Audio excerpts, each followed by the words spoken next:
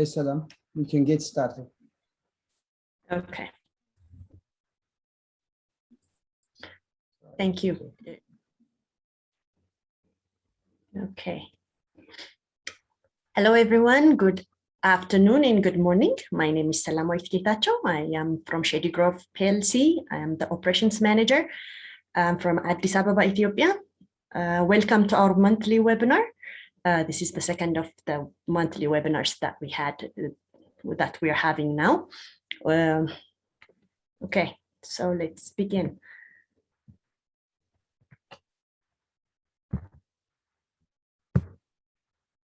Okay, a little bit about Shady Grove Consulting. Shady Grove Consulting was established in 2017. We are the provider of professional training, consulting, research and educational services.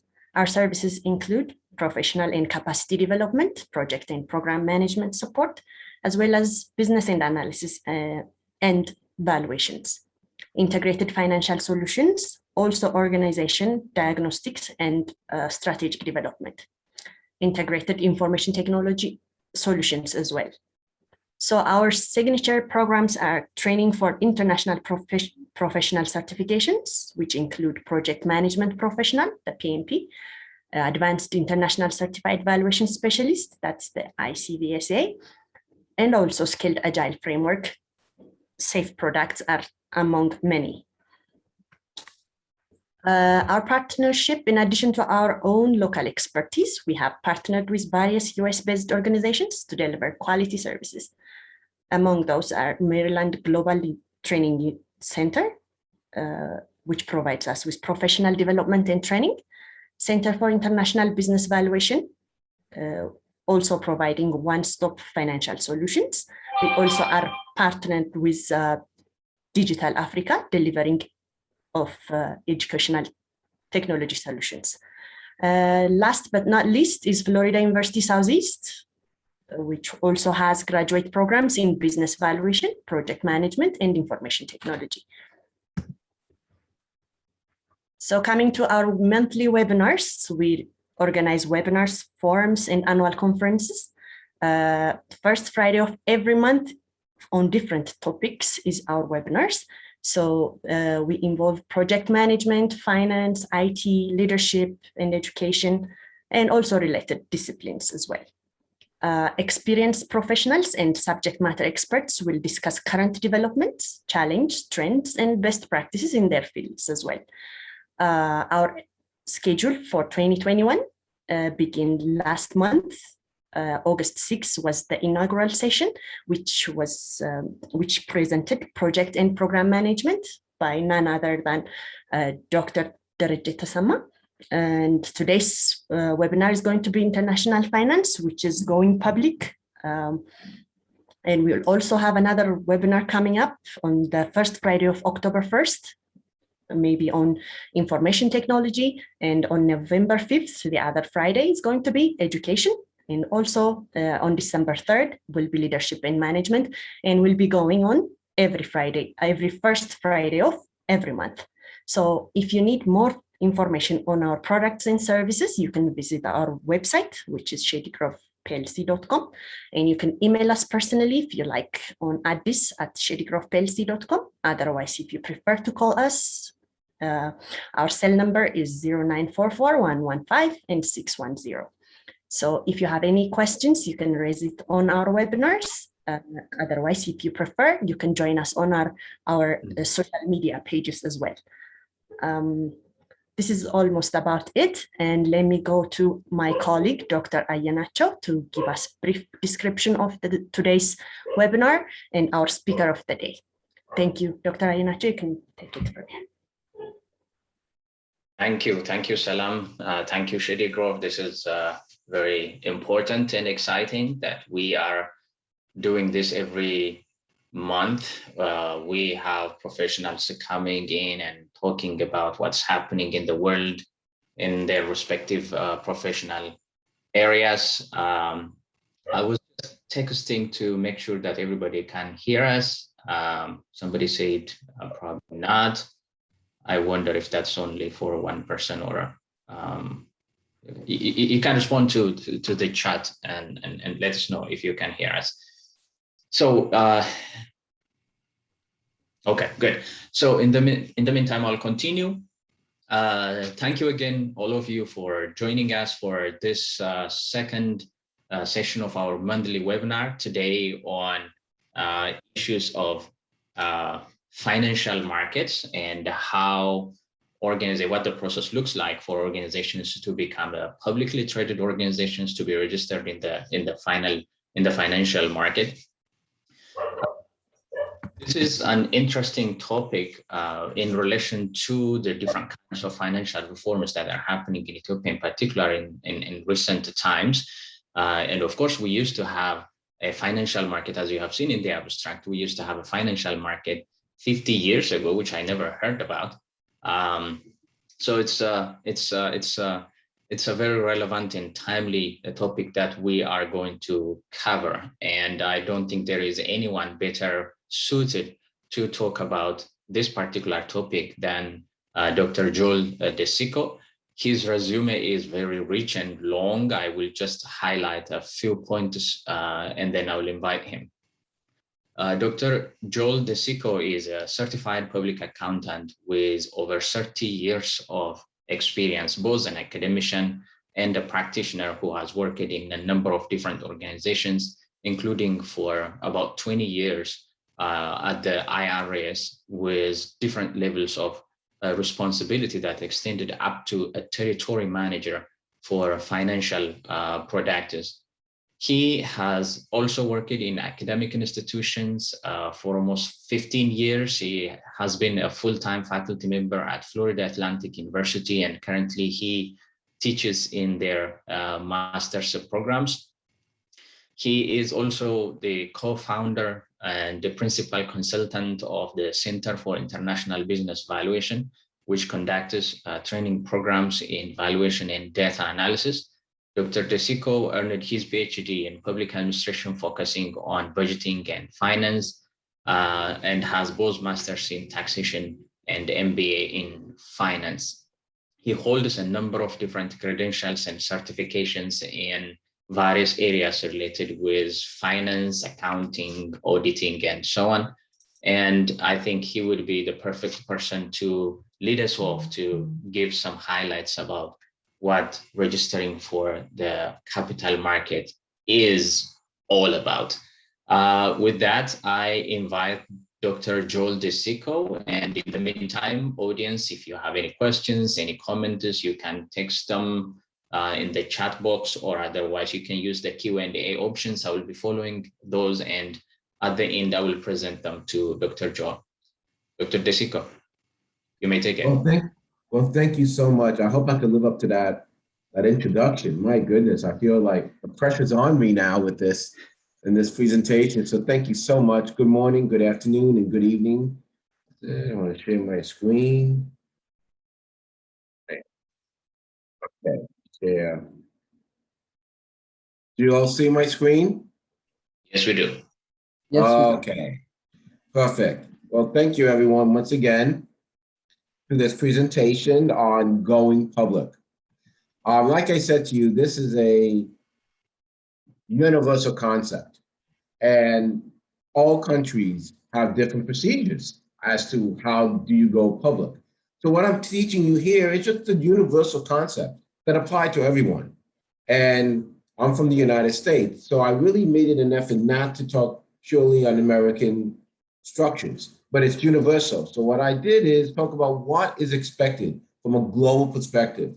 And every country will be different. Now that you're all getting your stock exchange, which is great news, it's important that how do we go about going public, which is the dream of most entrepreneurs. So let's take a look at it.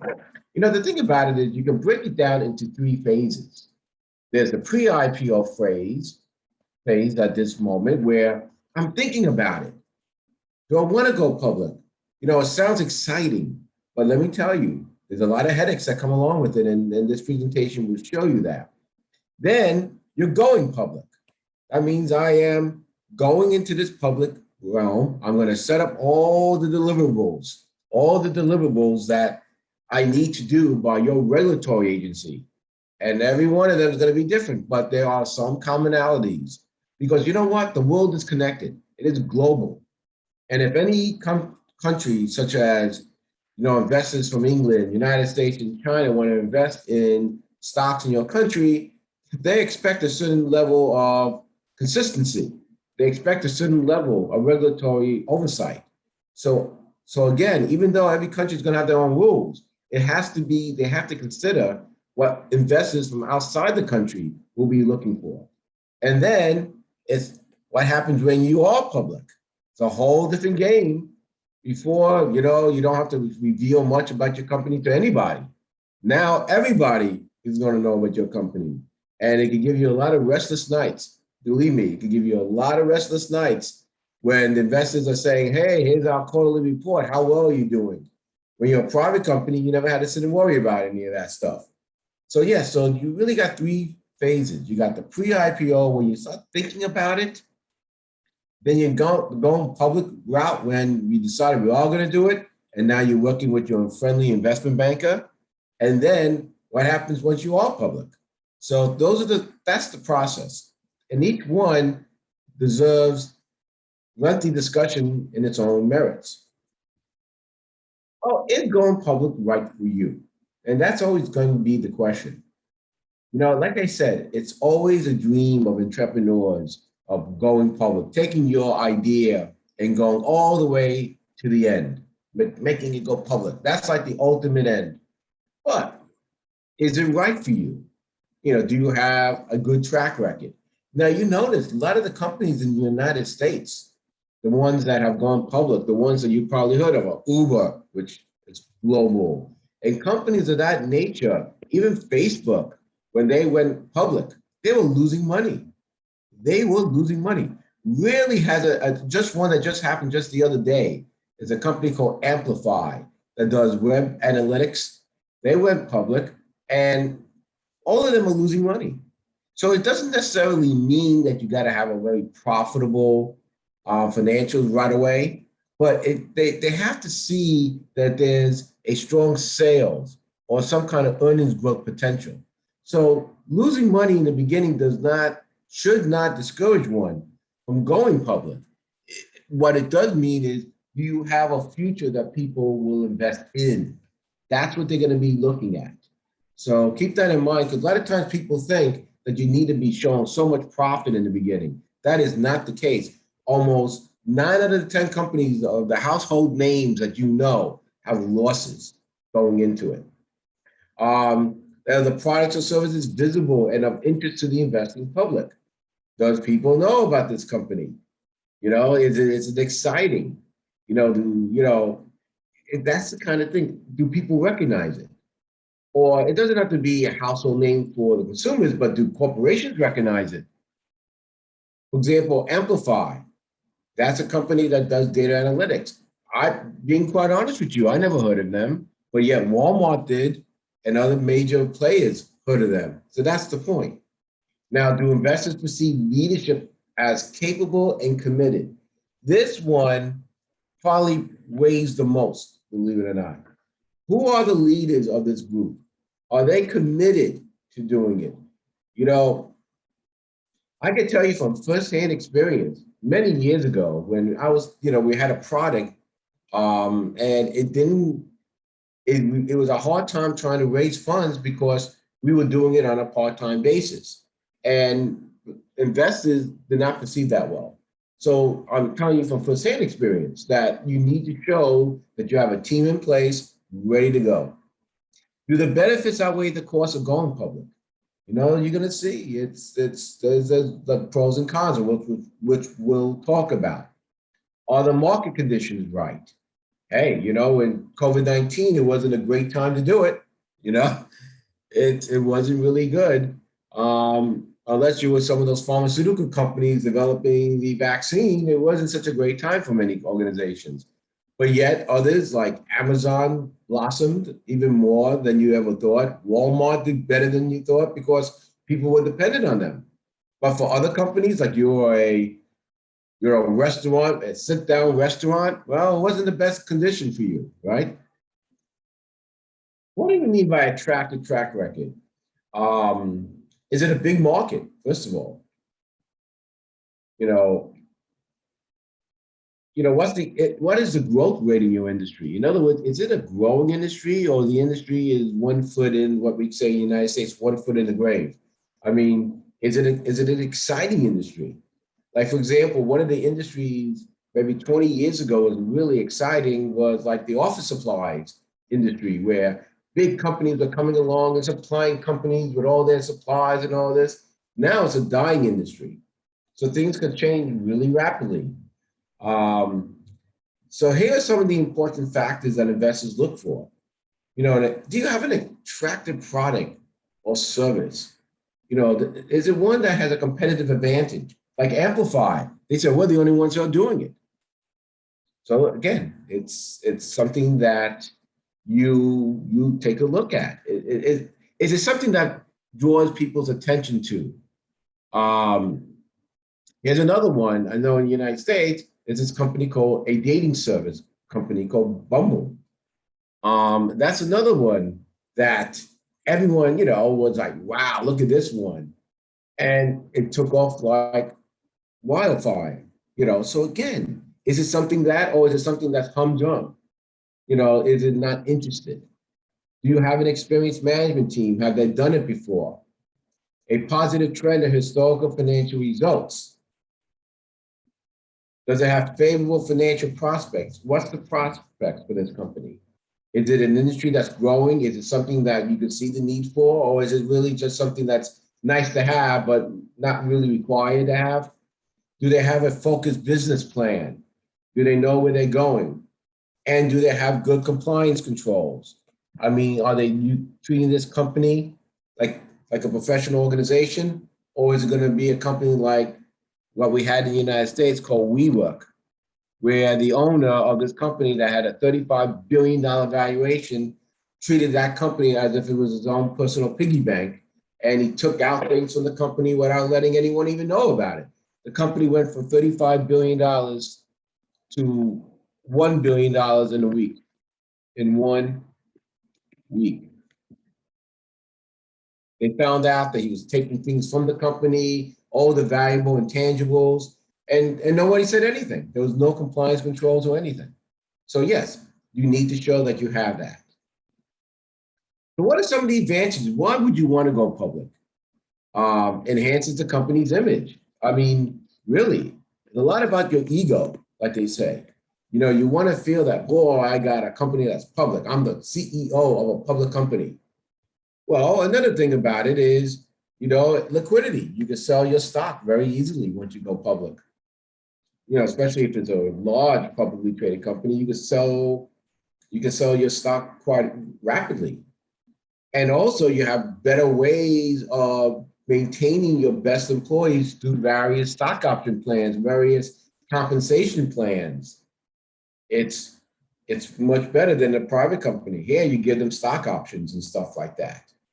M&A reasons. I mean, once you're a public company, you may be a target, or you might be seeking other companies. It's so much easier when you're public to do that stuff. And generally, one of the big things is that it increases your market value. Public companies tend to value higher than private companies with the same facts and sales. So when you're a public company, there's a premium on being public as opposed to being private. And again, by going public, you get opportunities to issue stock and get more cash that you need by going public, and you can borrow money through bonds. Much, much, much easier when you're public than when you are private. What's the challenge of going public? You know, there's always a downside. You know, it's a lot of work. It is a lot of work. Time commitment by management, that's all they have to do, is what is necessary to go public. You will be answering to everybody.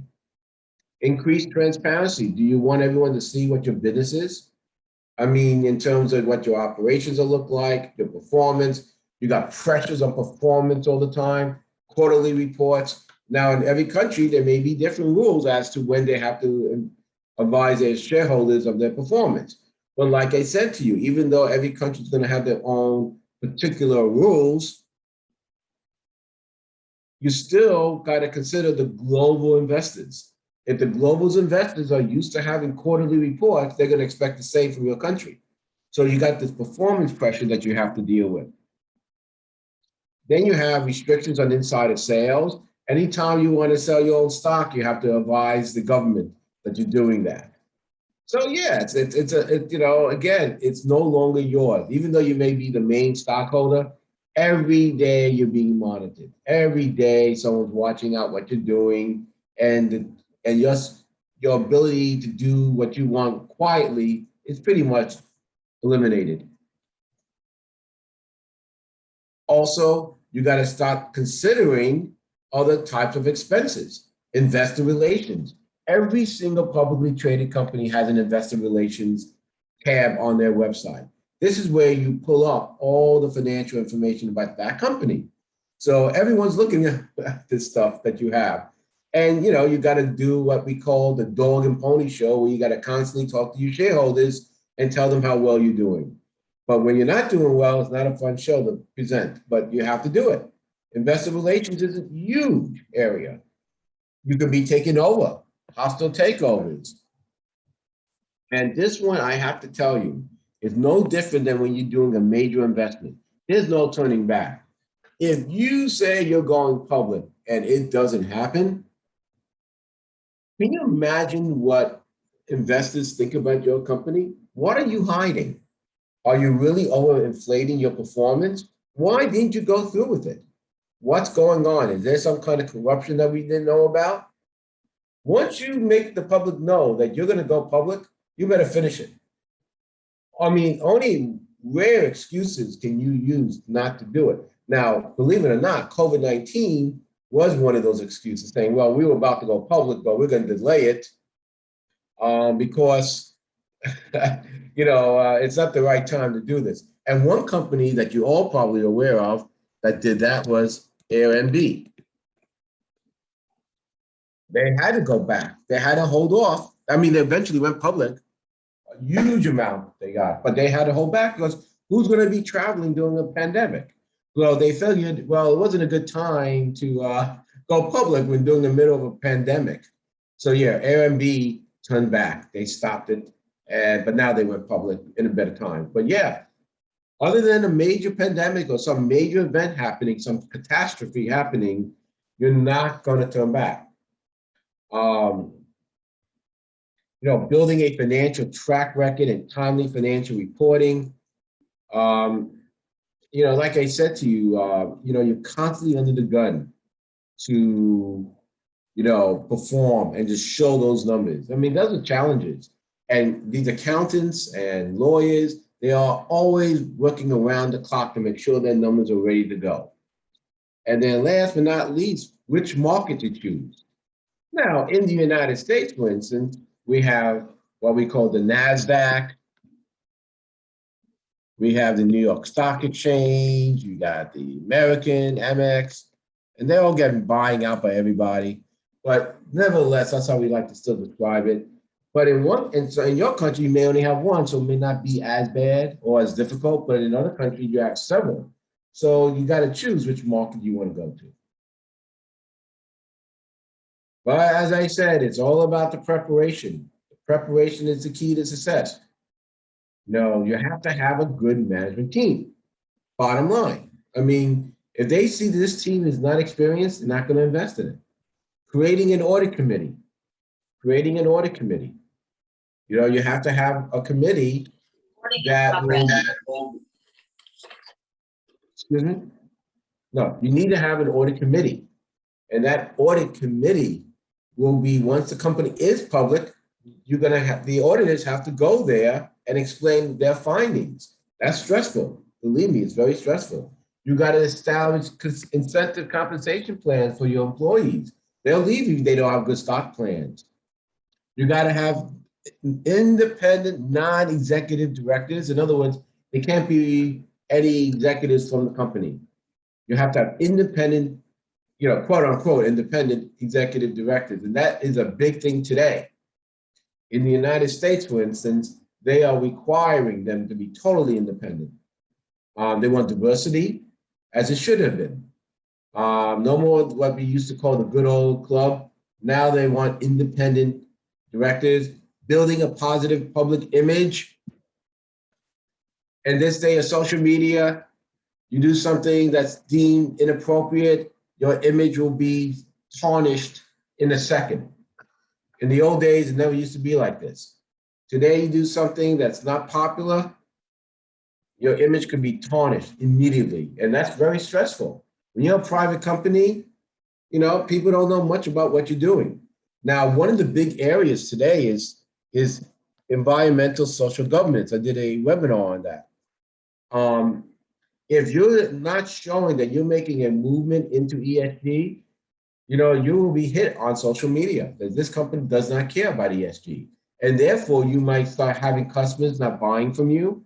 You might actually have suppliers not supplying you because the supply chain doesn't want to be associated with an organization that's not doing a good public image. So you got to be cognizant of that.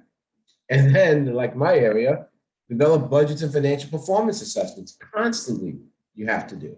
It's not easy, but it's preparation. And like I keep going back to you, it's great to go public, but look what you gotta have to do. It's stressful, it really is. When you're developing budgets and financial performance, investment bank will ask for financial projections, and those projections have better be somewhat online. It's one thing talking about projections, but then they're going to say to you, well, these are your projections. What actually happened in real life? Yes, I know, obviously, COVID-19, you don't have to go by that. That's what we call a year of anomalies. So don't worry about that, whereby, well, we didn't hit our budget because of COVID-19. That's understandable. But barring major events like that, the main question you should be asking is, when you prepare these budgets, are they realistic? Are they realistic? And that is very, very important, extremely important. After a company does go public, budgets and projects will become an important tool for financial analysts. You will be monitored by these financial analysts, and they're going to be asking for this information, and they want to see how accurate you are.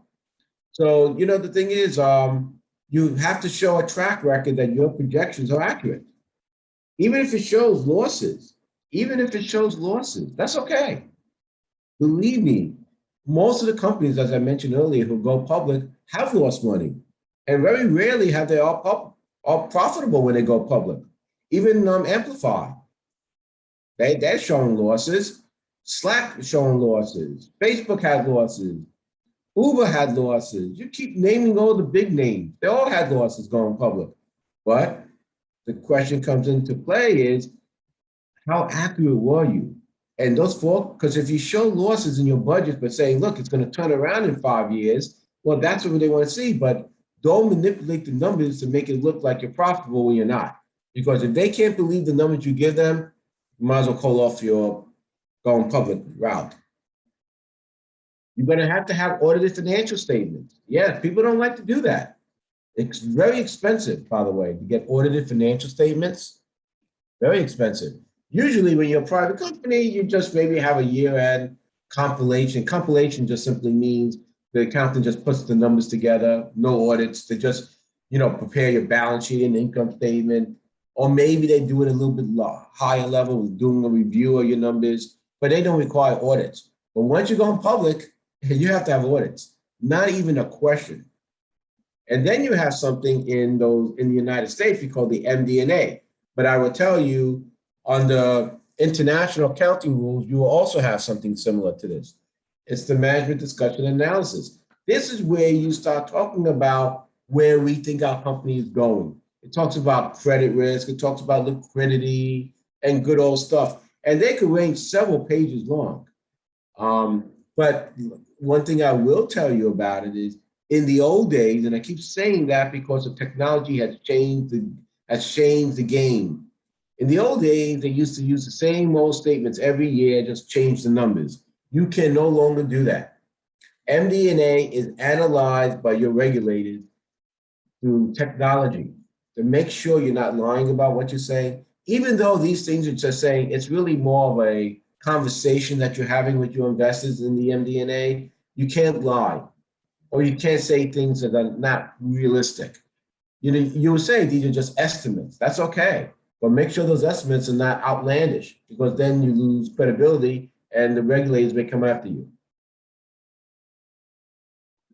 So, like I said to you, the MD&A is a big thing. And usually companies today, they'll make sure lawyers review it to make sure that you're not saying something that could be damaging. Who are your team you're gonna go with? Who's your team? Who's gonna make this thing happen for you? It's your investment bank. Who did you choose for your investment banker? Who are you choosing? Is it Goldman Sachs? Is it UBS? Who are you using? Who's your counsel? Who's your company's legal team? Who do you hire as your company's lawyer? And what about the investment bankers counsel? They have to work together. Independent auditors. Who's your CPAs? And who's going to be your public relations team? Well, let me just say this. When you're doing all this stuff, you know, you got all this stuff. First of all, when you're going to go public and you're a large company, you're not going to use any accounting firm unless it's the top 4 or 5 companies. In other words, you got to use what we call the big 4, or maybe down to the top 6.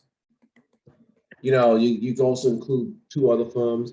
But generally, if you're going to go public, you are going to use the largest accounting firms, because that's just the name of the game. Because if you go with a small CPA firm, red flags are going to be all over the place. And it doesn't mean that there's something going on illegally. It's just that they want to get the, you know, the gold tag. They want to know that your numbers are audited by one of the big accounting firms. That's what they want to know. But generally speaking, you want the team. And usually, the way I always look at it, you want to have the investment banker leading the charge. The investment banker is going to be the one who's really the lead, taking you from A to Z. They'll recommend to you who you should use as the auditors. They'll recommend to you what counsel you should use. They'll recommend what public relations they will use. And that's what they do. If you trust your investment banker, they'll be the ones who will help you, guide you through this process, weave you through it. Because, you know, you want to make sure the investment banker likes that CPA firm. You want to make sure that investment banker has respect for your lawyers. Because if it doesn't happen that way, it's going to be a real challenge. So you want to make sure your investment banker, who's the one who really raises the funds for you, are happy with your team, because otherwise it's going to be a long process. So like I said, the process of going public is very lengthy and it's quite detailed. You know, you got all this legal due diligence and financial due diligence, audits, and you got to get your document before you can show to the public, approved by the regulators. The process of going public is a very lengthy process that could take a year. And I have a time chart there, I'll show you. But yeah, the process is very long. So the thing is, the process of being public transforms you from being a private company that no one really knows about that much to one that everyone's going to know about. And the thing about this is that among the many tasks involved, it includes optimizing financial reporting capabilities, creating an investor relations function, meeting legal and stock exchange governance. And yes, in addition to your regulators that you have to deal with, you also have to deal with the rules governing the stock exchange that you go public with. Yes, it's a lot of work. So like I said to you, and I keep repeating myself, but I keep saying, it's exciting to go public, but believe me, you're going to have a lot of restless nights thinking about all the processes you need to go through. So here's a process of going public. Going public requires a prospectus. That's the information that you're going to do your show with potential investors. That's where your investment banker goes along with you, and you're going to be marketing your company. You have to have historical financial information.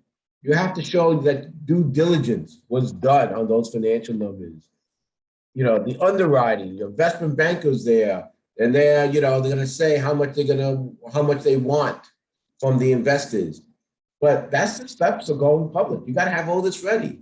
And then once you are public, you got to do all this good stuff. You got to have a corporate strategy. You got to have account reporting, accounting department that does financial reporting, internal controls. You need investor relations. You need to have a treasury risk management company division, tax division, legal division. Hey, when you were private, you didn't need that, break it out this detail. You didn't even need investor relations. Now you need all of this stuff, all of it. Now, this is from PwC, Pricewaterhouse, one of the big four firms that do a lot of companies that go public. They're pretty much one of the dominant players. But you can see, and I like this chart because this is a universal chart. This is not United States. This is for all. And they tell you how long these things typically take. And you can see you got all this stuff before you are actually public. You can see this is all this stuff before you actually are public.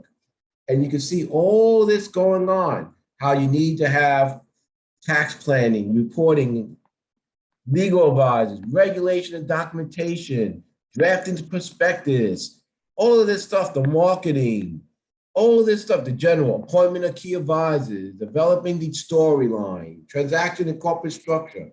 All of this is being done. All of this is being done before you even went public. So, and then all of a sudden, once you become public, here's the impact day. So it takes you 4 to 12 months to get there. And believe me, more like 12 months to get there. And then you're going to have all these things you need to start doing. But the main thing is, before you can even get out there to talk to investors, your prospectus has to be approved by your regulatory agency, which I'm going to talk about. But take a look at this chart because this is very important in terms of what you really need. And like, for example, they're saying accountant's opinion on financial statements for 3 years. In other words, they don't want the most recent. They want to see how well your company has been doing over the years. It's a lot of work. But I will tell you, there's exceptions to everything. You may be a company that has been around for less than a year. You have no audited financial statements. But yeah, if you have something that's really, really exciting and someone wants to buy it, they're going to buy even if you don't have financial statements for 3 years. But what they're showing you here is something like the typical process and all that.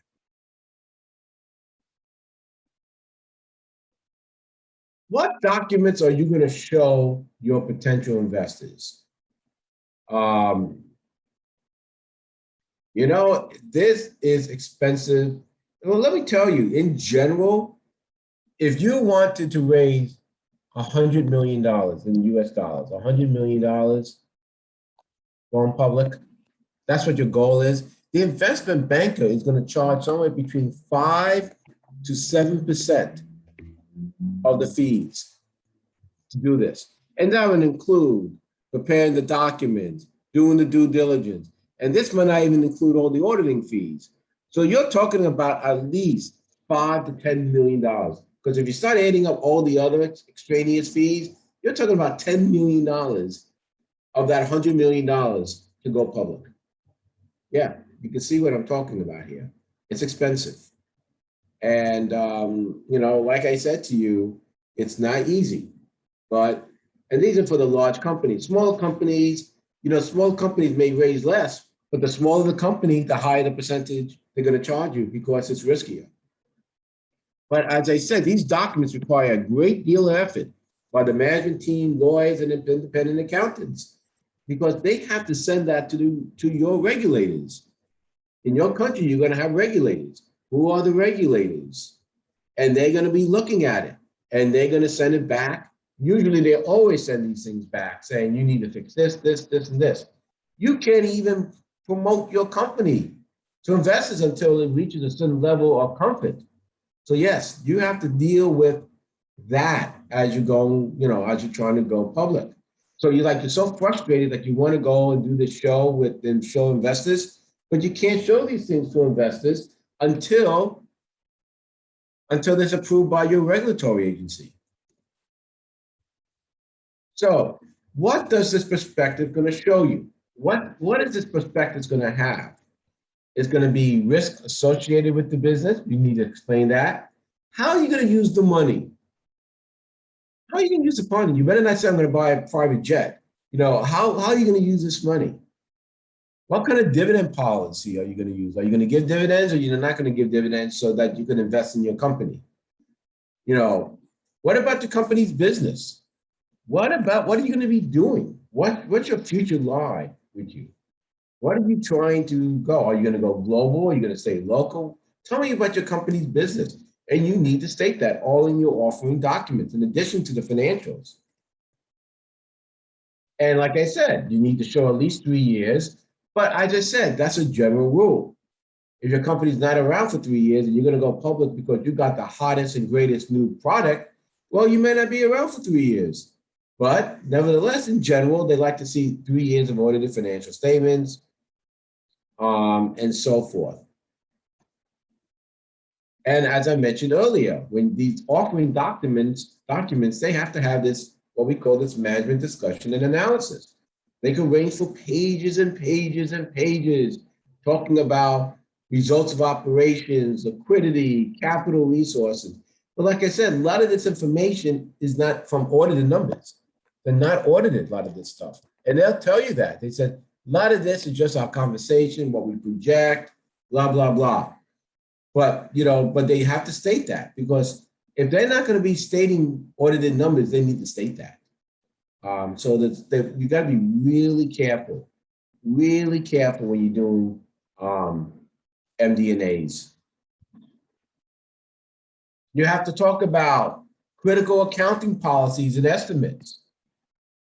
And then you got to talk about off-balance sheet arrangements, all of these stuff, anything that could affect, what an investor will want to invest in you. Think about you being as an investor. Why would you invest in this company? They're trying to play the accounting game.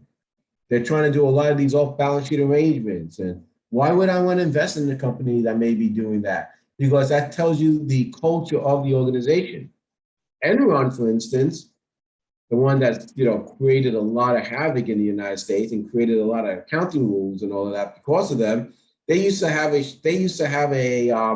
meeting on Fridays, every Friday. And the purpose of that meeting was, how can we beat the accounting law? Legally, quote unquote, legally, but push the envelope as far as you can. Well, that tells you about the culture of the company. It tells you about the culture. So if you see a company that has all these off-balance sheet arrangements, you got to be careful.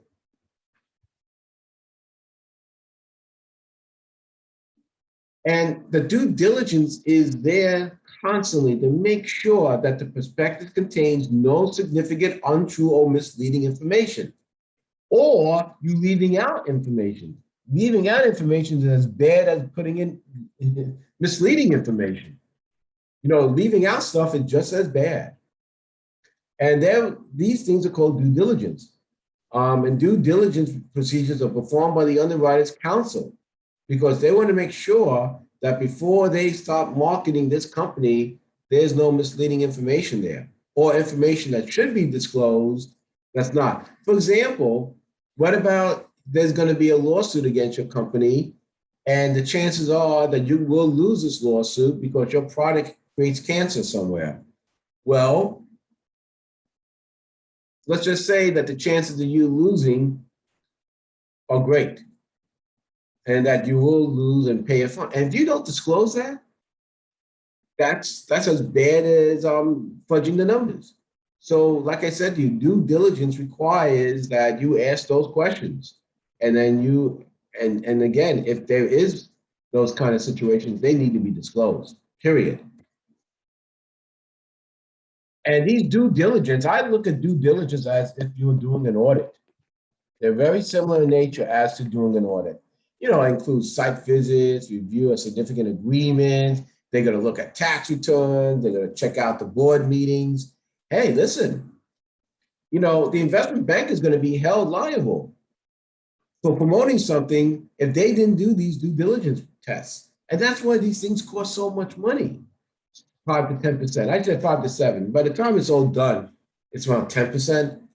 And they're going to go through all this process, because if not, and it turns out to be they marketed a company that is not doing their job or been misleading, they'll go after you, the big buck investment banker, because you didn't do your due diligence. That's why you say, why is it so expensive? This is the reason. They like doing an audit. And this has nothing to do with the financial audit.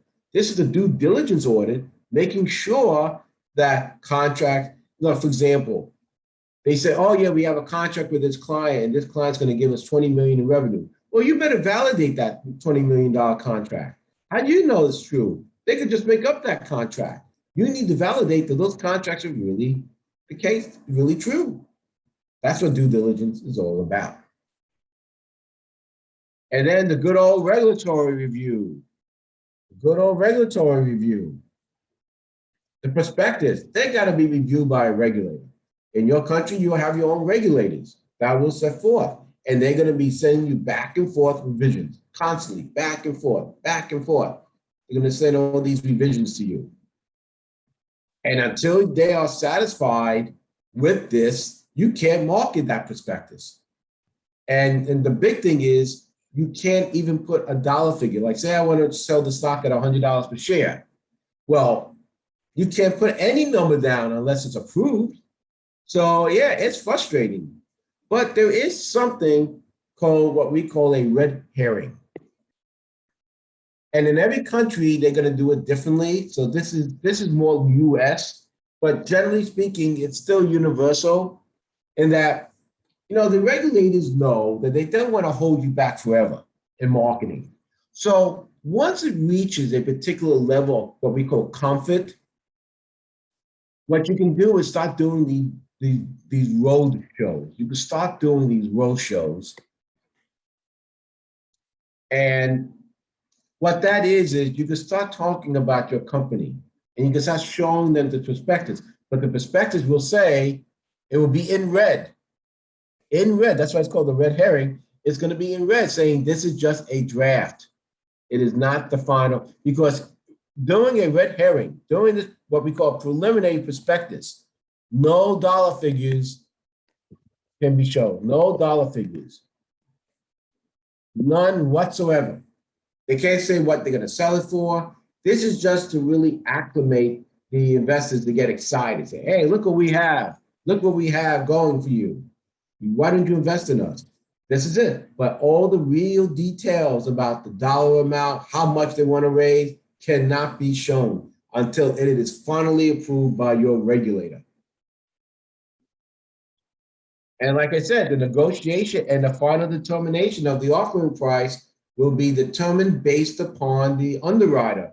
That's why I said the underwriter is like in the United States, we call it, the quarterback, the one who leads the US football team, the one who's in charge. Well, they're the ones who will help you determine what should be the final offering price. And they're going to issue an offering price that they know they can sell. It's like in the United States, there's a term about what lawyers used to say. You're not going to ask a question unless you know what the witness is going to say. You're never going to ask a question to the witness unless you know what the witness is going to say. Well, same thing here. You're not going to go to the investors without knowing beforehand what they're willing to pay. They know exactly what they can get for this company's stock, and they're not going to do something they know they can't sell it at. So if they know they can sell out the stock offering at $75 per share, that's what they're going to go for. They're not going to do something they know they can't sell the stock for. So yeah, but that's why you need a good investment banker. The investment banker is key to success. And then once everything is done, approved, then you could actually put down the dollar figure. But you can't put those dollar figures down until the regulators approve it. And then the closing meeting takes place. and the stock gets transferred over to the investment banker, and the process begins where you become public. And because there is a time lag from the date of your audit to the actual date. For example, your audit may have been, as of December 31, 2019. But by the time you're going to go public, it may be September 15, 2020. Okay? So this audit is December 31, but what happens from then to there? You're not going to have an audit. You're not going to have an interim audit. So what you have is something called a comfort letter. A comfort letter will tell you that the auditors came in and they looked at everything from this period to this period and things seem to be okay. It's not an audit, keep that in mind, but it's a comfort saying nothing drastically has changed since then, okay? Because you need to have it, because look at the time gap between the audit and when they're finally going public. And like I said, once you're public, your life is completely changed. You're going to have to publish information to your regulators. You got to have financials, probably quarterly. Any major events that take place, you have to file with the regulators. If the executives want to sell their stock, you got to inform the regulators. Everything goes to be filed so the investors can take a look at it. Your financial analyst will be on your back all day long, asking about your performance. You need a public relations firm that can help you go through the good times and the bad. Like I said, any significant transaction, you need to report it. Significant financial, new products, selling of shares, top management changes, changes of accountants, buying a new company or disposing a segment, anything that's major, you need to disclose it. Every country is going to have their own particular rules. But like I said to you, since you are looking for investors globally, they're going to expect certain kind of criteria. And it's not going to be any different in Ethiopia. It's not going to be any different. And if you want to see some recent information on what's going on in the IPO markets, I refer you to our University of Florida. Dr. Jay Ritter is Dean Dr. IPO, and he has more information on IPOs and pricing globally as well than any website I've seen. And you can see, the IPO statistics for 2020, and that's all he does. That is his big event. So with that being said, I hope you enjoy my presentation. And if you have any questions, I'm willing to listen to answer any of your questions. Thank you. Thank you, Dr. DeSico, for the presentation. Thank you.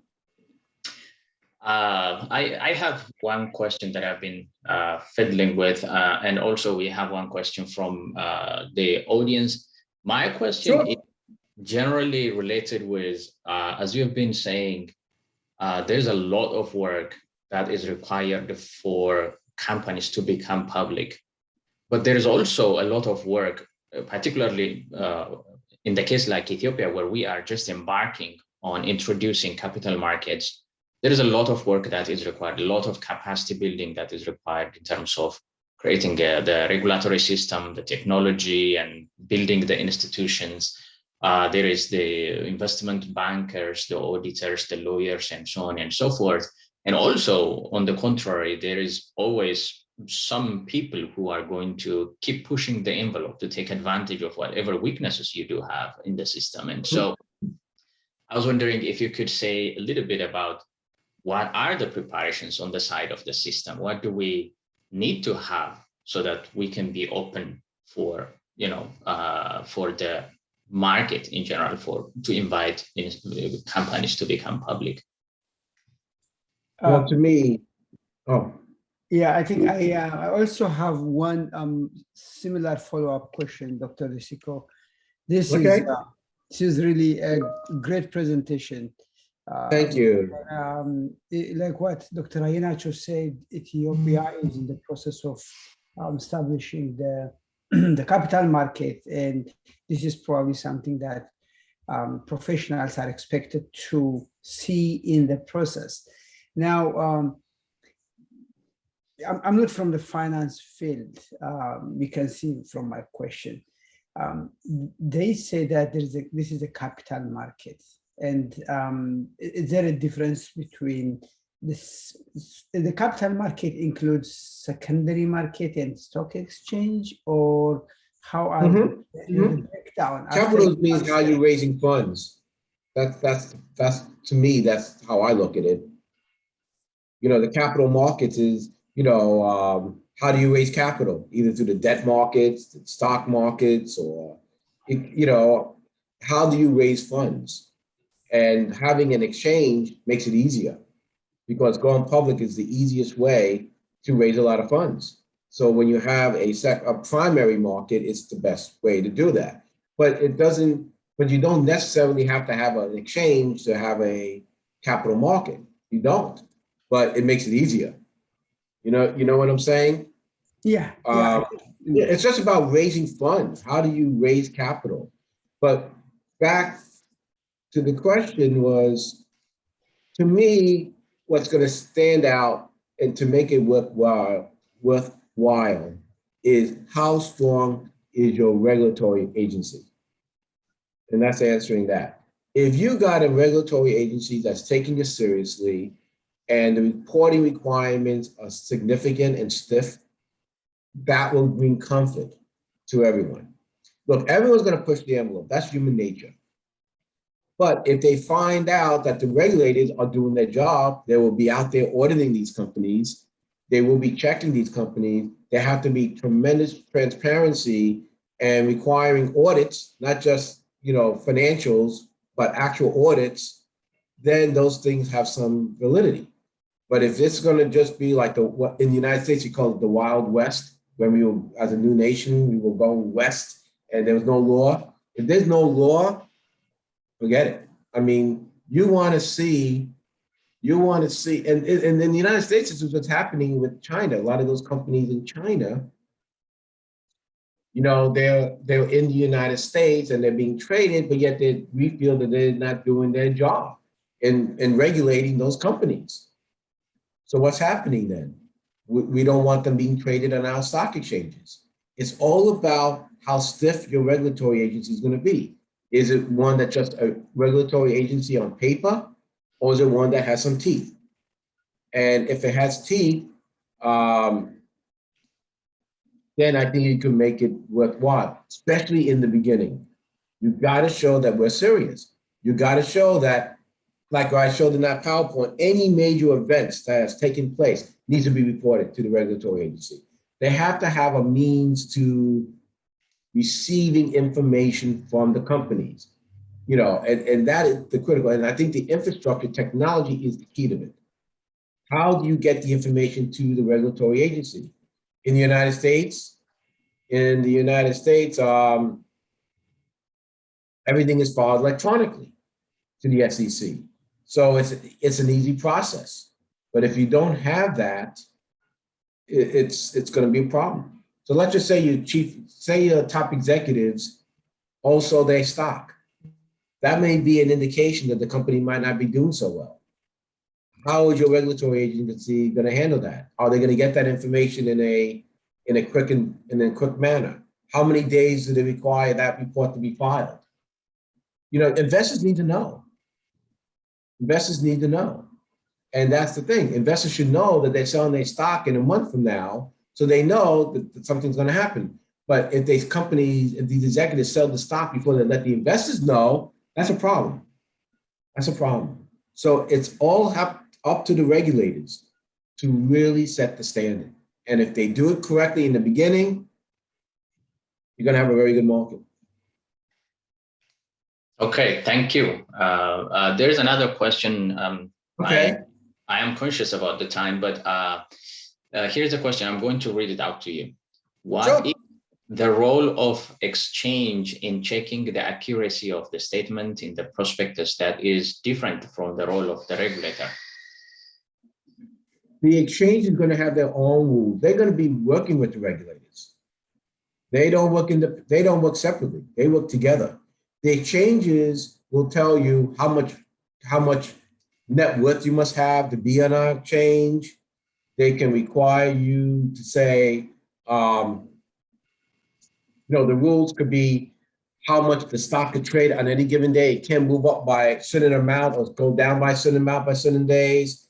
They can require your company to have certain type of internal audits done by their company. The exchanges will have their own rules to join them, but they cannot do anything that goes against the rules of the regulator, though.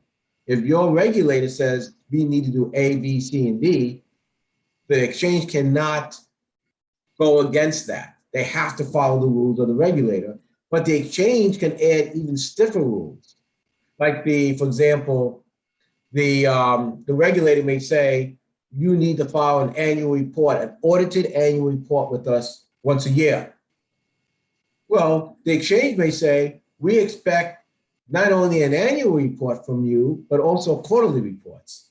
They could add to the rules, but they can't lessen it. But they work together. Believe me, they work together. Okay. Another question coming from Rahel.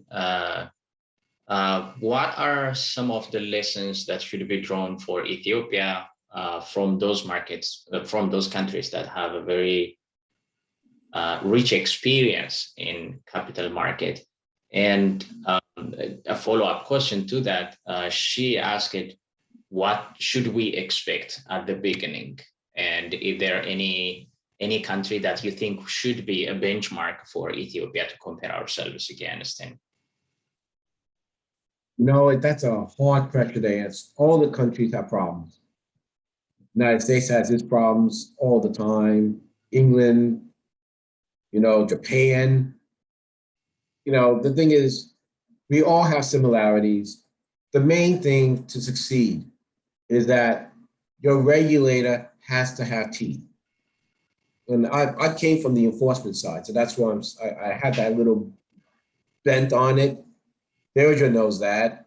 I have this, look, if the regulators are going to do zero, and I'm going to give you a prime example. If the regulators are not going to enforce the law, then forget it. If the regulators are going to come in there and look the other way when problems are happening, saying, oh, we're a new country doing a stock exchange, we want to just get it going, forget it. No one's going to take it seriously. Investors want to know that this regulated organization is doing their job. They got to want to see audits done by good, highly rated CPA firms doing the audits of those financial statements. They don't want to see non-audited financial statements, and they do want to see it from companies that are reputable. I'm just saying. That's why I said it in my investment banking presentation. I said, listen, they want the big four. And I'm not saying they're good all the time. I mean, they do a lot of problems also. But they want to see, gold auditing firms. They want to see the big names. So that gives them some comfort. But the regulators have to really set the stage. They have to do the laws have got to be strict. They got to enforce the law, and it's got to be timely. The information has to be timely. You can't say, well, we'll send this to you 6 months later. No. If your shareholder, if your top executives want to sell the stock, they got to report that immediately. There have to be timely information, and you need the infrastructure to do such. But in terms of our country, they all have their good and they all have their weaknesses, What about in terms of the benefits to the economy in general? When capital market is open, what is the first thing that comes? Is there like some dip down and then comes back to normal, or do we get a high? Well, everyone is connected today. If the United States or China is not doing well, everyone else is not going to do well generally. It's just everything's connected. But in general, the capital markets is a blessing to a country. It's absolutely a blessing because you're going to be getting investors from all over the world. Now that's going to be up to your country. How much do you want foreigners to invest in your country, in your companies? Every country is going to be different. Like in China, you can't own more than 50% of a company.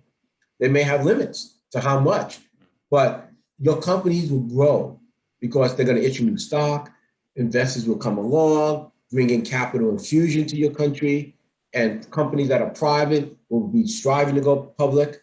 And even if it's not going public, there'll be more, if there's comfort level there in your country where all these companies will start getting audits of their financials, they can even start borrowing more money. They can start borrowing. And because once you have, like going back to Dale's question, once you have a capital market, then everything starts to grow. And that's the key to success. The key to success. Like, for example, I was doing something, and Dale knows one of the people I work with in Haiti. They don't have a capital market. They don't even have money to lend to each other. It's really stifling that country's growth. They can't seem to get to the next stage because there's no market. So, but on the other hand, if you look at Jamaica, they have a stock exchange. They are getting capital infusion, and people are looking to invest in Jamaica because they have it. They have a stock exchange. Haiti can't get there. And these companies in Haiti are investing in Jamaica. They're not investing, there's no place to invest. So it's real, and there's no money to lend. So yeah, the capital markets will change your country overnight, but it could be a disaster if you don't have good regulatory. It all starts with the regulatory. They got to make sure they enforce the rules. If they don't do that, then the capital markets is not going to be taken seriously. And then you're back to square zero. Okay? Okay, I think we have a couple of questions, just two questions. Let me first read two related questions. One coming from Sainzu. He asked it, or she asked it, I'm sorry, what roles the banks play other than facilitating payments as usual? And there is another very related question from Daniel.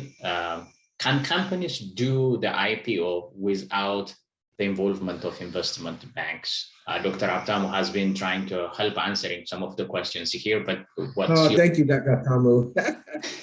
Yeah, tell you that. Dr. Abtamu, what's going on? Yeah, thank you. No, one thing I would say, can you go without an investment bank? Yes. As a matter of fact, in the United States right now, there's a new, not a new technique, but something that's been happening a lot more. And it's for companies that are already functioning and have money. I'm not saying a lot of money, but if they don't want to raise capital, but they just want to go public, there's something called a direct listing, whereby you can go to an exchange and say, I want to be public without the use of an investment banker. You still got to have audits. You still have to meet certain requirements in terms of size. But by doing this, not raising any money, you're happy with what you have. You may have raised money privately, but you can go, and it's called, matter of fact, just the other day, the company I mentioned to you, Amplify, went direct listing. Another company you might have heard of is Spotify. Spotify went by direct listing. They're music company where you get streaming of the music, and they went direct listing. You don't even have to go to an investment banker. You say, if you meet the requirements of the exchange and the regulatory agency, you can go directly, but you can go directly and be traded publicly. But remember, you're not going to be able to raise funds. You're just going to live with what you have. And then eventually, once you're on the exchange, then you can start selling your stock, and then you can later on say, well, I may want to issue more stock, and then it's cheaper because you're already on the exchange. So yeah, that's one of the processes. And about the role of banks? Well, in the United States, we separate commercial banks from investment banks. Mm-hmm. And today, we were gonna, I know under the previous administration, they were gonna blend them back again, but I think under this administration, that's stopping. Investment banks do differently than commercial banks. The investment banks are mainly into taking companies public and managing major portfolios of stock, whereas a commercial bank is mostly about lending and payments. The investment bank is really more towards the capital raising. The banks may do lending, but the investment banks are mostly about raising funds. So we separate the two. Okay. One last question coming from Alamo. Do you think that a company which has been engaging in commodity exchange can manage in commodity exchange? So we do in commodity. Okay. Exchange, and there are some companies that are involved in that. So the question is, I think generally, how useful is that experience? It is very useful because there's a structure how they report. Now, believe it or not, my first job out of college, I used to work for a commodity exchange, not a stock exchange. I used to work in commodities long time ago. And they had the rules, just the commodity regulators had the same rules as the securities regulators, very similar. But again, I don't know how regulated your commodity exchanges are. But I mean, do they require you to file quarterly reports, annual reports? If it is strict, and well, you will know it better because you're on the ground there. How strong are they? How strong are they in terms of that? But yeah, you can learn some experience as long as it's been successful. If the commodity regulators have done not much, then no. But I tell you from experience, the securities is going to be much more highly regulated than the commodity ones. Okay, so very last point for you to reflect. This is a very comprehensive question, and I think it's a good way of concluding with this. That's a question coming from Gecho or Gacho, I'm not sure how to pronounce. But the question is this: from a macroeconomic stability point of view, what are the major threats or opportunities that we expect from the introduction of capital market? Well, I'm not an economist, but I will tell you that it elevates the status of your country. From the World Bank to the IMF, when you start having exchanges, there's more of a comfort level because they know there's a regulatory body. There's a capital market that people can raise and sell stock. Liquidity is there. You got a tremendous amount of liquidity. If you don't have a capital market, you have no liquidity. And if you have no liquidity, that's a problem. This creates liquidity. And that is probably the most important thing of anything. You can raise money, you can sell, it creates an opportunity that does not exist. Like the thing in Haiti I was saying to you, there's nothing going on. They can't lend money. There's no stock exchange. There's nothing. And it's all done by little piecemeal opportunities. And the IMF and the World Bank very leery about lending money because they know there's problems there. Whereas if you have an exchange, it shows that you're developing an infrastructure because it's going to bring along all the other companies. All of a sudden, it's not just the companies that are existing. What about all the companies that are going to feed into that capital markets? It's going to have technology companies coming along, building better reporting systems. You're going to have more CPA firms coming in, more law firms coming in. You're going to start seeing all the related industries coming along. You're going to start having more investment banking firms coming there. They're going to be on the ground. So it starts building employment. And technology is going to improve. You know, telephone communication systems start improving. Satellite communications is going to start improving because people want to buy and sell stock quickly. Everything starts to enhance.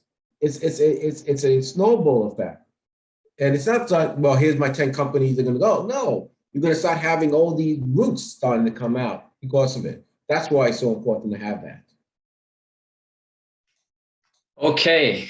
Thank you. Thank you very much, Dr. Joel. No problem. No, I love doing this. No problem at all. It has been a pleasure. It's very nice to have you again, and we'll probably thank you. Back again and address some other questions that we might have. The questions were coming in towards the end. It's very interesting to have this level of engagement. And thank you all in the audience for joining us and for your active participation. And we hope you will join us again on another. And again, if there's more questions and you want me to answer, just please feel to write me, send me, and I'll try to get it back and answer to you. Okay. Thank you. Thank you. And I have been also informed, Salam has informed me that Shady Grove PLC is actually partnering with the Center for International Business Valuation, where Dr.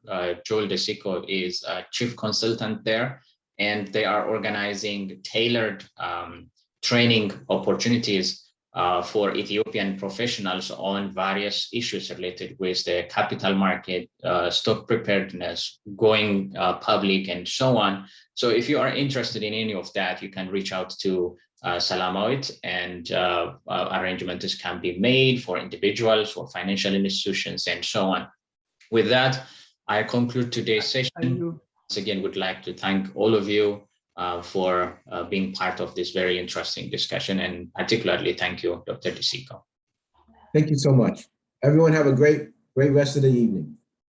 Thank you, you too. Thank you. Thank you, everyone. Thank you very much.